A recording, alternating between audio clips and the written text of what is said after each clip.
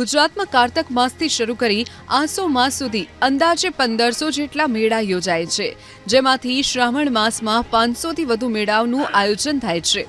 ભાતીગળ અને ભવ્ય સંસ્કૃતિના પ્રતીક સમા ગુજરાતના મેળાઓ માત્ર ધાર્મિક કે આસ્થા નહીં, પરંતુ લોકોના સામાજિક અને સાંસ્કૃતિક જીવનનો અભિન્ન ભાગ છે। આ મેળાઓ થકી લોકકલા, લોકસંગીત, નૃત્ય અને પરંપરાગત કલાઓ ગુજરાતમાં જીવંત રહી છે, ધબકી રહી છે। દરેક મેળાની આગવી વિશેષતા હોય, દરેક મેળાનો આગવો સંદેશ હોય છે।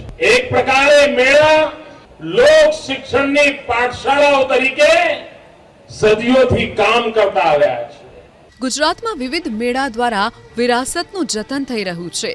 અંબાજીમાં યોજાતો ભાદરવી પૂનમનો મેળો ધાર્મિક આસ્થાનું પ્રતિબિંબ છે। સેંકડો કિલોમીટરથી દૂર પગપાળા આવી આસ્થાની સાબિતી આપતા લાખો ભક્તો માના દર્શન સાથે મેળો માણે છે। તો જૂનાગઢમાં અલખધણીના નાદ સાથે ગરવા ગિરનારની તળેટીમાં યોજાતો ભવનાથનો મેળો જીવ અને શિવની સાક્ષી પૂરે છે।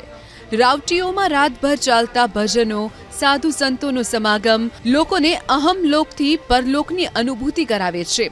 આદિવાસી વિસ્તારમાં યોજાતા ચિત્ર વિચિત્રનો મેળો હોય કે ગોળ ગધેડાનો મેળો, કે પછી માધવપુરમાં દરિયાની સાક્ષીએ ભગવાન કૃષ્ણ રૂકમણીના થતા વિવાહને નિહાળતો મેળો, કે ગ્રામ્ય યુવક યુવતીઓનો ઉમંગ અને આશાને નવપલ્લિત કરતો તરણેતરનો મેળો।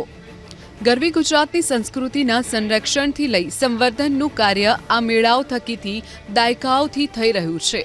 લોકજીવનના મૂળિયા સાચવી સાંસ્કૃતિક ધરોહરની ધજા ફરકાવતા મેળાઓ લોકજીવનનો જાણે કે પ્રાણ છે।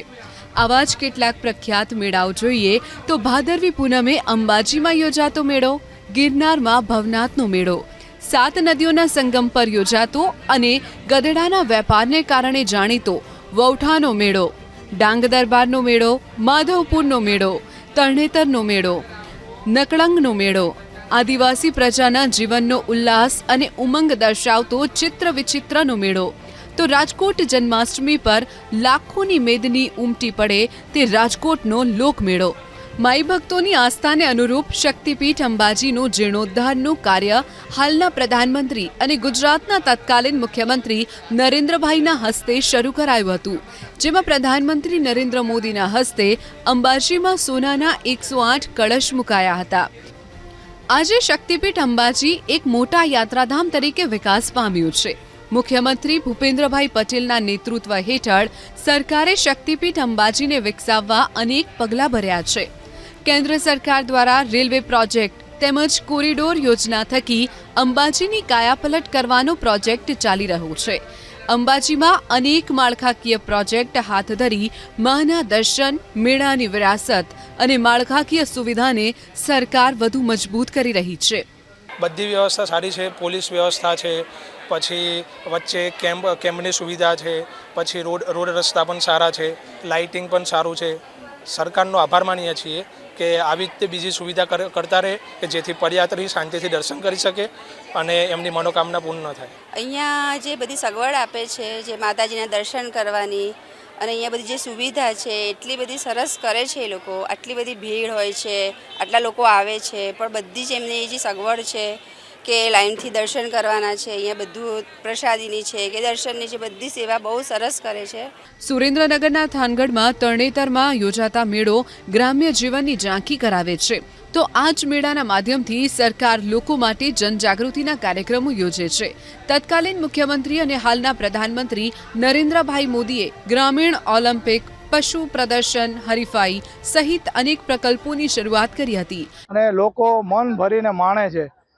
લોકો આવે છે 3 દિવસ, જે ત્રિનેત્ર મહાદેવનું જે મહત્વ છે ત્યાં પાંચમને દિવસે સ્નાન કરે છે અને સ્નાન કરી અને આ મેળામાં આવી અને ખૂબ જ આનંદ માણે છે। સરકારના આ બધા જે પ્રયાસો છે એનાથી તરણેતરના મેળાને એક નવી આગવી ઓળખ મળી છે અને એનો ઉત્તરોત્તર વિકાસ થતો જ રહે છે।